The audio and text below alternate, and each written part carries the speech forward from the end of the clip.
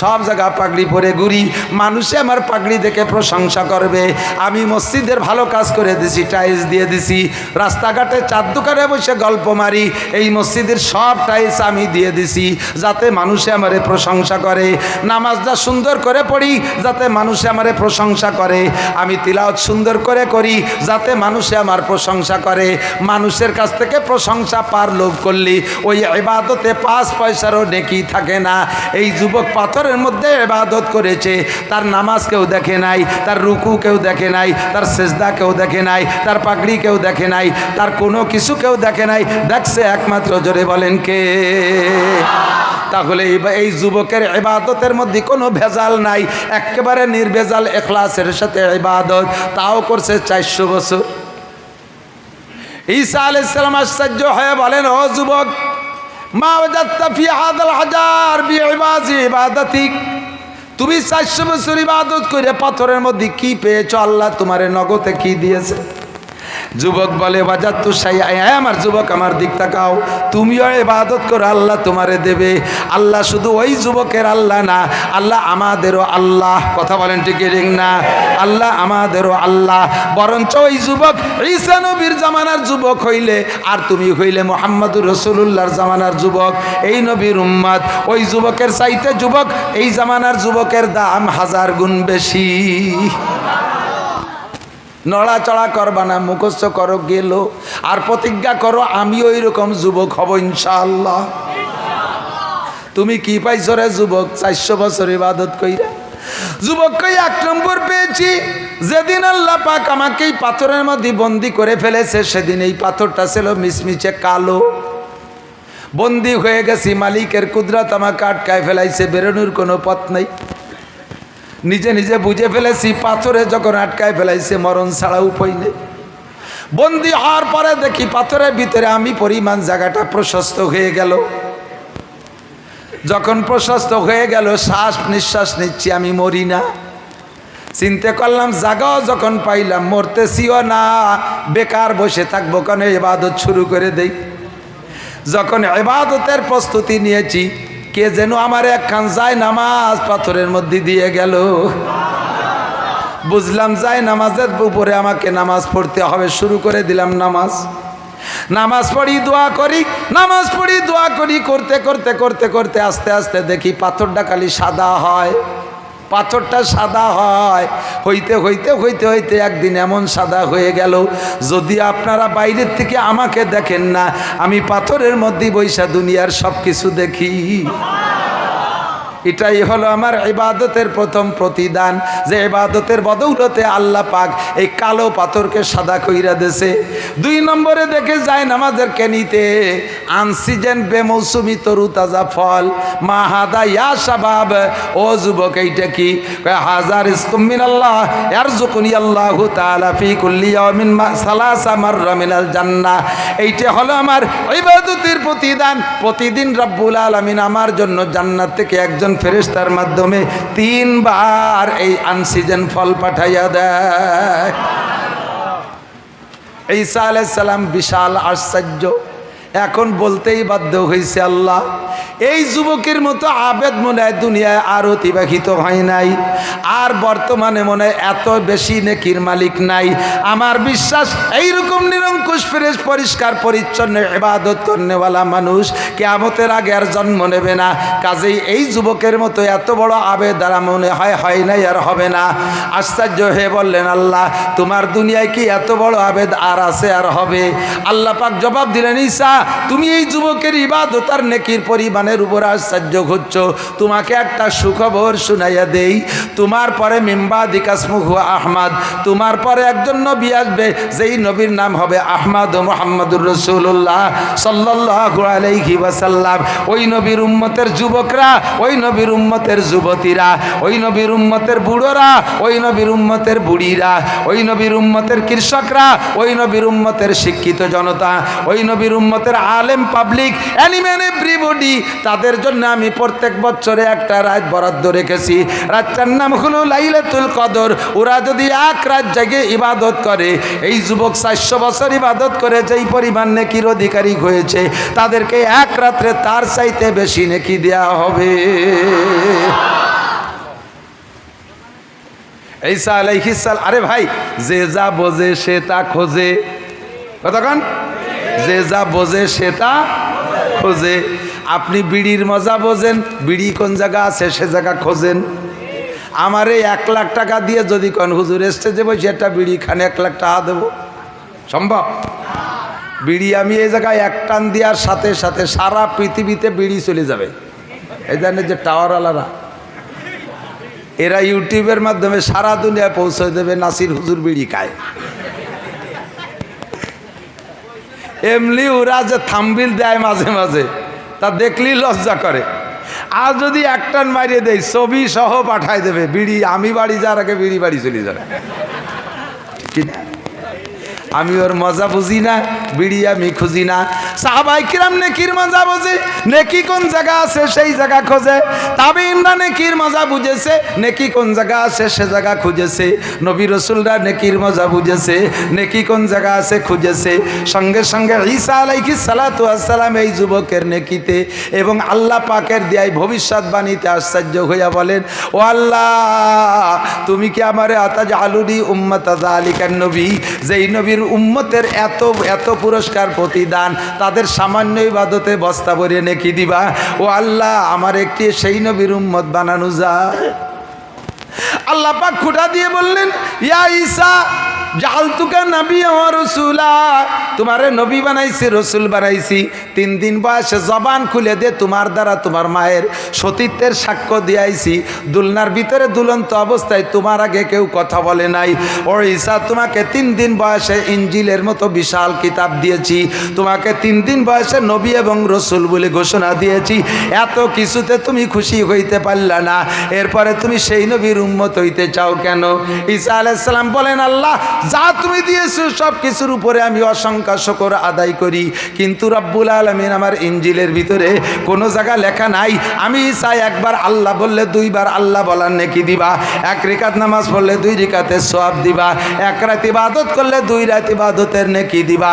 এমন ঘোষণা তুমি কোনো জায়গা দাও নাই। তুমি আখেরি নবীর উম্মতের জন্য ঘোষণা দিয়েছো 1 রাত ইবাদত করলে এই যুবকের 400 বছরের চাইতে বেশি নেকি দিবা। এই জন্য সেই নেকির লোভে একটু সেই নবীর উম্মত হইতে চাই। আল্লাহ পাক জবাব দিলেন, ঈসা, ওই নবীর উম্মত হওয়ার প্রস্তাব অনেকেই রেখেছে, আমি কাহারও দোয়া কবুল করি নাই। তোমারে যেহেতু জন্মসূত্রে বাপ ছাড়া দুনিয়ায় পাঠিয়েছি, তুমি জন্মগত এতিম, তোমার বাপ নাই, তোমার মায়ের স্বামী নাই, তুমি জন্মসূত্রে এতিম, কাজেই তোমার দোয়াটা কবুল করা হলো। ফাতাকাব্বালতু দুআক, তোমার দোয়া কবুল করলাম, তোমাকে সেই নবীর উম্মত বানানো হবে। এ যুবক, মানাবুদে মাতাকাজায় মানাবুদ লুৎফে তু না গুপ্তায়ে মামি শানুদ আদমি আদাদাইবা জম মুসলমা করদাই আয় খুদা কুরবা শওয়াম এহসা বর এহসা করদাই। আরে ছিলাম না, আল্লাহ বানাইছে, বানাইয়া মানুষরা বানাইয়া শিয়াল কুত্তো বানাইতে পারতেন, আল্লাহ তা না বানাইয়া সৃষ্টির শ্রেষ্ঠ জাতি মানুষ বানাইছে। মানুষ বানাইয়া হিন্দু বুদ্ধ খ্রিস্টানের ঘরে জন্ম দেয় নাই, মুসলমানের ঘরে জন্ম দিয়েছে, মুসলমানের মাধ্যমে পাঠিয়েছে। আরে মুসলমানের ঘরে পাঠাইয়া আবার অন্য নবীর উম্মত না বানাইয়া সেই শ্রেষ্ঠ নবীর উম্মত হিসেবে দুনিয়ায় পাঠাইছে। ও আমার প্রাণ প্রিয় চরমানিকদা, আমার গোপালগঞ্জের বন্ধু যুবকরা, পাগলামি করিস না, মস্তানি করিস না, এলোমেলো হইস না, আমার দিকে লক্ষ্য কর। কত বড় ফজিলত বিনায় চয় পেয়ে গেছো, যেই নবীর উম্মতের পরিচয় দেওয়ার কারণে কিয়ামতে আল্লাহ পাক রব্বুল আলামিন সমস্ত নবী রাসূলকে বাদ দিয়া এই নবীর উম্মতকে আগে জান্নাতের ফয়সালা কইরা তারপরে আল্লাহ অন্য নবীর সাথে কথা বলবে। এই ফজিলাত তুমি নাচে পেয়ে গেছো। আই খোদা কুরবা সওয়াম ইহসাবার ইহসা করা দেয়। আল্লাহ আমার গলাটা তোমার রাস্তায় কাটাইয়াও দিয়ে যদি শহীদ হয়ে যায়, তোমার এই বিশাল অনুগ্রহের শুকর আদায় শেষ হবে না। ঠিক কি না? ওই নবী এসেছিলেন এই মাসে, আপনারা খুশি না বেজার? জোর হলো না? আরো জোরে বলেন আলহামদুলিল্লাহ। আমরা সেই নবীর উম্মত, বলেন আলহামদুলিল্লাহ। নবী এই মাসে এসেছিলেন। অধিকাংশ ঐতিহাসিকদের মত হলো 8ই রবিউল আউয়াল এসেছিলেন। হুজুরের জন্ম রবিউল আউয়াল মাসের 8 তারিখ। 100 জন পূর্বের ঐতিহাসিকদের ভিতরে 98 জনের মতামত হলো নবীর জন্ম 8ই রবিউল আউয়াল। আর মৃত্যু হয়েছে 12ই রবিউল আউয়াল, এ ব্যাপারে কাহারও কোনো সন্দেহ নাই। আমার কথা বিশ্বাস না হইলে আগামীকাল গোপালগঞ্জ যাইয়া কওমি লাইব্রেরিতে আছে সিরাতে মোস্তফা নামক একটা কিতাব। উপমহাদেশের সবচাইতে বড় ঐতিহাসিকদের ভিতরে আল্লামা ইদ্রিস কান্দলবী রহমাতুল্লাহ আলাইহি উনি কিতাবটা লিখেছেন। অনেক কিতাবের হাওলা দিয়ে রেফারেন্স দিয়ে প্রমাণ করেছেন নবী পাকের জন্ম 8ই রবিউল আউয়াল আর মৃত্যু 12ই রবিউল আউয়ালের মধ্যে কোনো সন্দেহ নাই। জন্ম রবিউল আউয়াল মাসে, এর মধ্যে মাসের মধ্যে সন্দেহ নাই। 12 সোমবার, এর মধ্যে কোনো সন্দেহ নাই। সময়টা ছিল শবে সাদেকের সময়ের মধ্যে কোনো সন্দেহ নাই। কিন্তু তারিখের ভিতরে গড়বড় বাইদা গেছে। কেন? এত বড় নবীর জন্ম তারিখ নিয়ে গড়বড়। আপনারা হুজুররা খালি মতানৈক্য করেন তাই গড়বড় বাঁধাইছেন। আসলে এত বড় নবীর জন্ম তারিখের মধ্যে গড়বড় হওয়ার কথা না। বন্ধুরে, এই নবী যে এত বড় নবী হবে, যে ঘরে জন্ম নেছে সেই ঘরের কেউ তা জানতো না। কথা কন, তা কি জানতেন? হুজুরের মা জানতেন না যে আমার সন্তান মুহাম্মদ নবী হবে। হুজুরের আব্বা তো আগেই মারা গেছে। হুজুরের দাদা খাজা আব্দুল মুত্তালেবও জানতেন না। হুজুরের চাচা খাজা আবু তালেবও জানতেন না। কেউ জানে না যে এই ছেলেটা নবী হবে, এই ছেলেটা এত বড় হবে। কাজেই তার জন্ম তারিখ ঠিক রেখেছে। ভাই, ঠিক করে আমরা মনে রাখি, এইটা কেরই ব্রেনে আসে নাই। আজ থেকে 1500 বছর আগে দুনিয়ার লেখাপড়া শিক্ষা দীক্ষার অবস্থা কী ছিল? মক্কার ওই এলাকার ওই সময়টাকে বলা হতো আইয়ামে জাহেলিয়াত। চরম বর্বরতা। বর্বরতা বলার মানে কি, সে বর্বর বলে শেষ করতে পারবো না। মেয়ে সন্তান, কন্যা সন্তান হইলে বাপের ইজ্জত যায় মনে করিয়া জীবিত সন্তানকে কবর খুঁজে দাফন করে দিয়ে দিত। আপনাদের ভিতরে কেউ কে আছেন? এদিক তাকান। আমরা ওই পাশালারা, মানিহার ব্রিজের ওই পাশালারা আপনাকে কিন্তু জন্মের ভয় পাই। ওই বাসার থেকে কেউ রে শুয়ে কথা কইনি। ওই বাসার কেউ যদি যায় তাহলে ওই বাসাতে শুয়ে কথা কইনি যে গোপালগঞ্জ যা লাগবে না, চরমানিক দেলারা কিলে শোয়াই ফেলবে না। এই উশৃঙ্খল বিশৃঙ্খল পার্টি যারাই আছেন, এমন কি কেউ আছেন যে একটা মেয়ে সন্তান, কন্যা সন্তান অনাকাঙ্ক্ষিত, আপনার পছন্দ হয় নাই, জন্ম হয়ে গেছে, তারে নষ্ট করার জন্য বিভিন্ন প্রকার তদবির চালাইছেন, ওষুধপাতি খাওয়া খাই বহু কিছু করছেন, তারপরও তা ঠেয়াতে পারে না, ওই গেছে। তা হয়েছে, তাও এমন হয়েছে নাকটা বুসা, কান ভাজা ভিটের মতো কুড়া, চোখ চায় একদিক দেহে আর একদিক, একেবারে কাউসার মতো কালা। রাগ করিয়া এই বাচ্চাটারে তার মার পিটেতে পারেন, কিন্তু বাচ্চাটারে কি তাজা মাটি দিয়ে ধুতে পারবেন? কেউ আছেন? কেউ আছেন? এত বড় মূর্খ, এত বড় জাহেল আর বর্বর এই যুগের মানুষ না, ওই সময়কার মানুষ এরকম ছিল। যারা হজে গেছেন তারা চেনেন কি চেনেন না আমি জানি না। পাবলিক হাজি সাহেবদেরকে ওই মোয়াল্লেম হাজিরা এগুলো চিনেও না দেখানোর বয়তে। আর আমি তো কিতাবে পড়ি টড়ি একেবারে রন্দে রন্দে খুঁজে বেড়াই। 6-7 বার গেছি, ইঞ্চি ইঞ্চি মাটি খুঁজছি যে জায়গা কোন জায়গা কি আছে। বাবে আব্দুল আজিজ মক্কা শরীফ হেরেম শরীফে মসজিদে ঢুকতে, মিসফালার থেকে এই পাশে যাইতে, বাবে আব্দুল আজিজে ঢুকতে তার বাম পাশে একটু পশ্চিম দিক, যে আমার খেয়ালে পশ্চিম, একটু পশ্চিম দিক যে একটা নিচে জায়গা আছে। মক্কার কাবার পাশ দিয়ে বহুত বড় বড় বিল্ডিং, 30-40-50 তলা বিল্ডিং ভাঙ্গে তছনছ করে হেরেম শরীফের মসজিদের মধ্যে নিয়ে আসতেছে।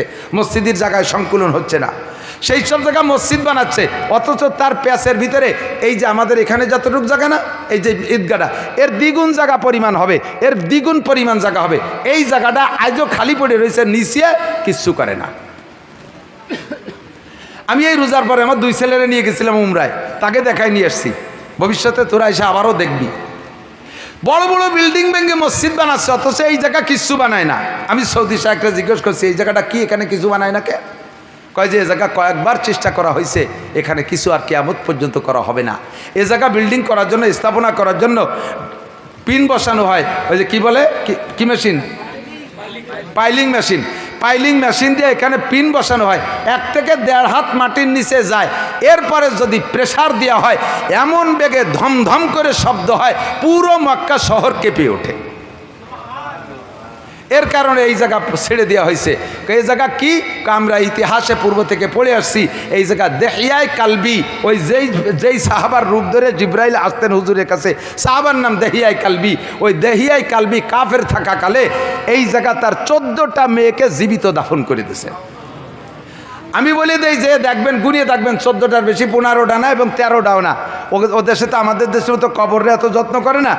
ওই কবর বলি ওই জায়গায় জায়গায়, সব জায়গা তো মানে বালু, মানে মরুভূমির বালু, ওই সিলেকশন বালুর মতো।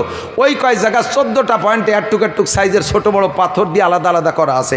এই 14টা পয়েন্টে 14টা কবর, তারা জীবিত সন্তানকে দাফন করে দেয়। কত বড় বর্বর যুগ! মূর্খ, অশিক্ষিত, দাঙ্গাবাজ, ফাঁকিবাজ, যত প্রকার অন্যায় আছে সব তারা করতো। কাবা ঘরের মধ্যে রেখে 360টা মূর্তি রেখে পূজা করতো। তাহলে বর্বরতার কোথায় চলে গেছে? সেই মূর্খদের ভিতরে জন্ম নিয়েছে বিশ্বনবী মুহাম্মদুর রাসূলুল্লাহ। এই বাচ্চাটা যে সে এত বড় নবী হবে বংশের কেউ জানে না, কাজেই তার জন্ম তারিখ ঠিক রাখে নাই। কিন্তু তার বড় মোহাব্বতের চাচা, যেই চাচার নাম আবু লাহাব, যেই আবু লাহাবের নামে আল্লাহ সূরা নাজিল করছে তাব্বাত ইয়াদা আবি লাহাব। এই আবু লাহাব নবী পাকের মোহাব্বতের চাচা, আপন চাচা। আবু লাহাব অপেক্ষায় আছে, আমার ভাবি আমেনার গর্ভে কি হয়, আমার ভাইটা মারা গেল, ভাবির কি হয়, এই অপেক্ষায় রয়েছে। সারা রাত সন্ধ্যা রাত্রে ব্যথা উঠছে, আর সেই ব্যথার অপেক্ষায় করতেছে কখন ডেলিভারি হয়। সবে সাদেকের সময় আবু লাহাবের বান্দির নাম সুয়াইবা, ও দৌড়ে এসে কয়, মালিক আপনার সেই মরা ভাই আবদুল্লাহর স্ত্রী আমেনার গর্ভে এমন একটা সন্তান জন্ম নেছে, আপনিও দেখেন নাই, দুনিয়ার কেউ ওরকম সন্তান দেখে নাই, আমি তো দেখিই নাই, আরও কিয়ামত পর্যন্ত ওইরকম সন্তান জন্ম নেবে না, এটা আমার ধারণা। এমন একটা সন্তান জন্ম নেছে। খবরটা শোনার সাথে সাথে আবু লাহাব তার এই শাহাদত আঙ্গুলের ইশারা দিয়ে আমার আপনার কি বলা হয়, তার ওই সুয়াইবা বান্দিটাকে আজাদ করে দিয়েছে। কন্যা সুবহানাল্লাহ। আজাদ মানে স্বাধীন করে দেয়, একদিন বান্দি ছিল স্বাধীন করে দিয়েছে।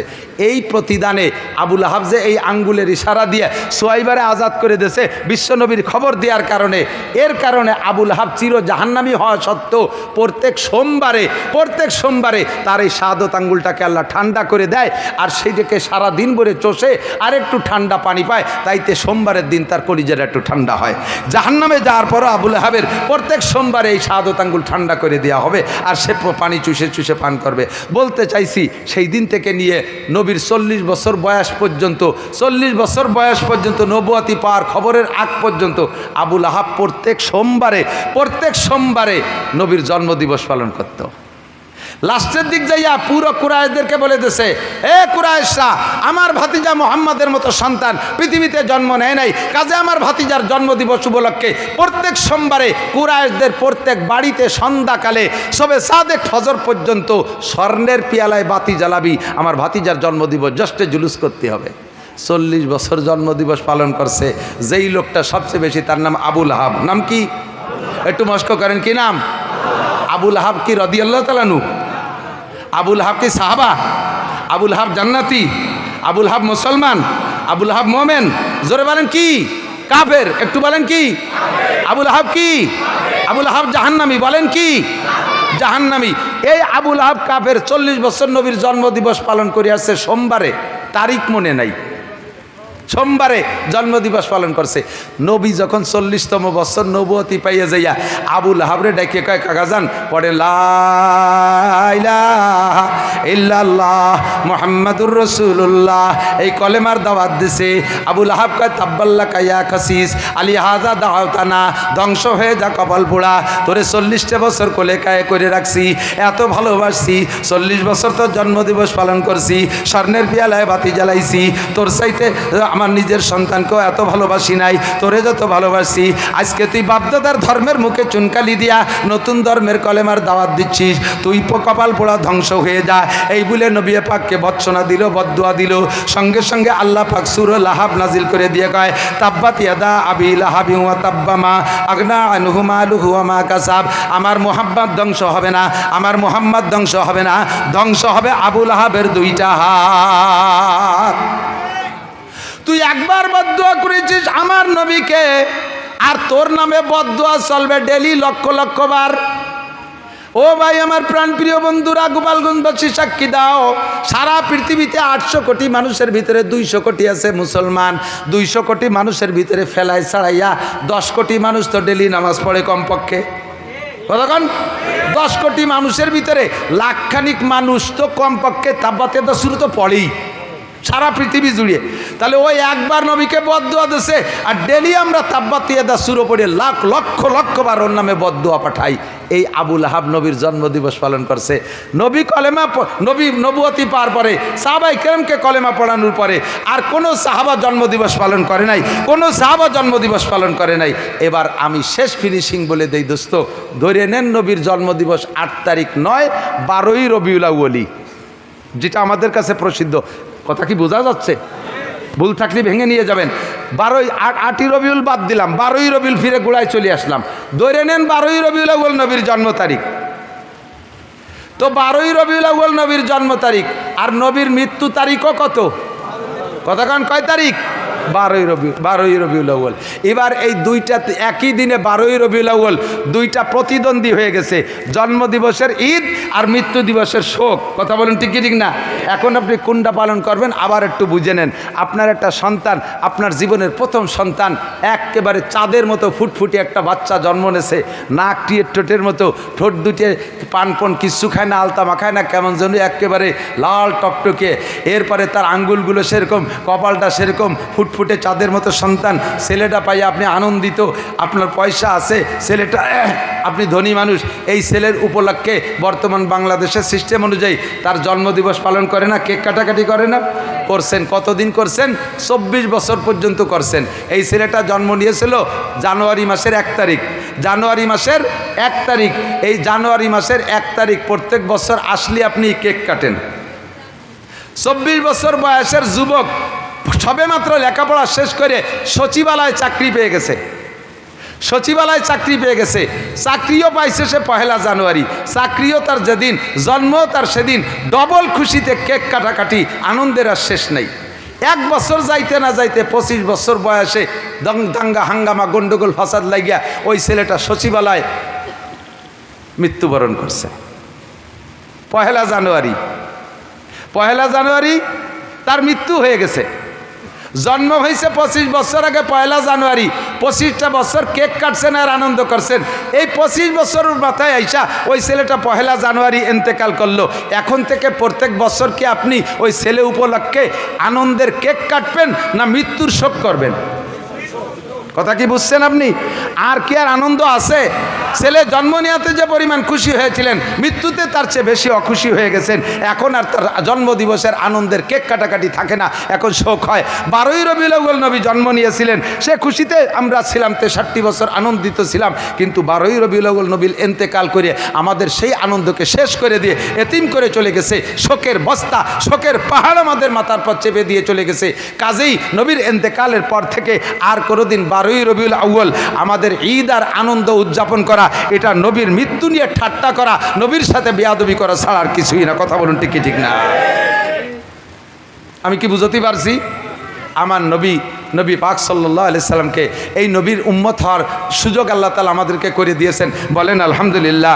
তো মাসটা যেমন আনন্দের, ওই রকম শোকের, শোক ও আনন্দ বিজড়িত মাসের একটা মুহূর্তে আইসা কর্তৃপক্ষের সিদ্ধান্ত অনুযায়ী আজকের মাহফিলে আমরা উপস্থিত হতে পেরেছি। সেই শোকরটা এখন আদায় করি। আজকের মাহফিলে হাজির হয়েছি, সবাই বলি আলহামদুলিল্লাহ। এই মাহফিলের শুরু শোকর আদায় করবো বলে এতখানি কষ্ট করা হয়ে গেছে। আজকে বলে আজ বেশি করতে হবে। আপনারা পারবেন? মাজাই কুলবে ইনশাআল্লাহ? ইনশাআল্লাহ আমি পারবো না। আপনাকে 1 রাত আমার ডেলি দিনীয় নড়াইল বিশাল এক সম্মেলন মাহফিল করে আসছি। সে জায়গাও প্রধান বক্তার বক্তব্য লম্বা টাইম আমার দেওয়া লাগবে। যে জায়গায় যাই দেখি আকাশে গেলিও লাথি খায়। ডেকিতে ধান ভাড়ায় না, ডেকিতে ধান ভাড়া থেকে আজ দিয়ে ঠাসে না সুমো মুখ দিয়ে ঠাসে, পাউ দিয়ে পাড়ায়, ঠিক না? তো ডেকি আকাশে গেলিও লাথি খায়। ওই হঠাৎ করে এক মসজিদে গেছি আসরের নামাজ পড়তি, যে তবলিগালা আমি যাবো মাহফিলি, কয় হুজুর আইসেন যান একটু অস করে যান, সেদিনই অস করাতে। তো যেখানে যাই সেখানেই বেশি। তারপরে দেশের হক আছে, কম হবে না ইনশাআল্লাহ যদি আল্লাহ বলায়। আর যদি আল্লাহ না বলায় এখনই শেষ। আপনারা যেদিন বলে দেবেন যে অনেক অস করবেন, ওই দিন ওয়াজ আসেই না। তো আল্লাহ পাক রব্বুল আলামিন কিছু কথা বলার তৌফিক দান করে, বলেন আমিন। আমাদের নবী কি আসছেন 5টা 7টা 10টা 11টা বিয়ে করার জন্য? কাফের মুশরিকের সাথে যুদ্ধ লড়াই করে মক্কা মদিনার জমি দখল করে বিশাল জমিদারি করার জন্য, রাষ্ট্রপ্রধান হয়ে প্রেসিডেন্টগিরি করার জন্য আমার নবী আসছে? কথা বলেন। আমার নবী আসছেন কি জন্য?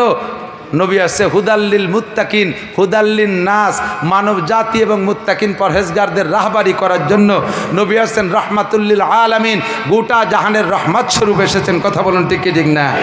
আমার নবী আসছে অমানুষকে আরে রিদি খেয়াল করে না, নবী আসছেন অমানুষকে মানুষ বানানোর জন্য। কথা কন?